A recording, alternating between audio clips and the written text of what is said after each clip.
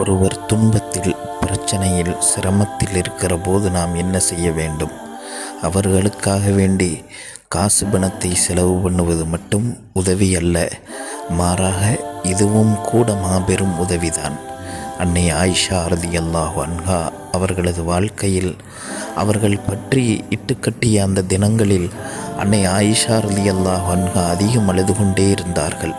அப்போது அவர்களிடத்தில் ஒரு அன்சாரி பெண்மணி வந்து போகக்கூடியவர்களாக இருந்தார்கள்.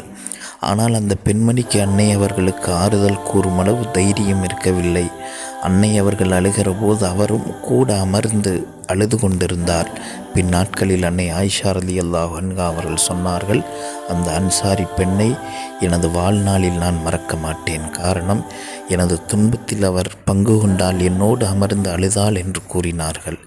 எனவே மற்றவர்கள் துன்பத்தில் இருக்கிற போது அவர்களோடு அமர்ந்து சில ஆறுதலான வார்த்தைகளை கூறுவதும் தோள்களை தட்டி கொடுப்பதும் அது மிக பெரும் உதவியாக அமையும். ஆனால் இன்று நாம் மற்றவர்களுடைய இன்பங்களிலெல்லாம் பங்கெடுக்க தயாராக இருக்கிறோம். மற்றவர்களுடைய துன்பங்களை காணுகிற போது அதை கண்டும் காணாதவர்களாக நாம் இருக்கிறோம். இது மனித தன்மைக்கே முரணான செயலாகும். எனவே ஒரு சில ஆறுதல் வார்த்தைகளும் ஒரு சில அனுதாபங்களும் அவர்களோடு நாம் அமர்ந்து செலவழிக்கிற ஒரு சில மணித்துளிகளும் அவர்களது உள்ளத்திற்கு மிக பெரும் மருந்தாக அமையும் என்பதில் எல்லளவும் சந்தேகமே இல்லை.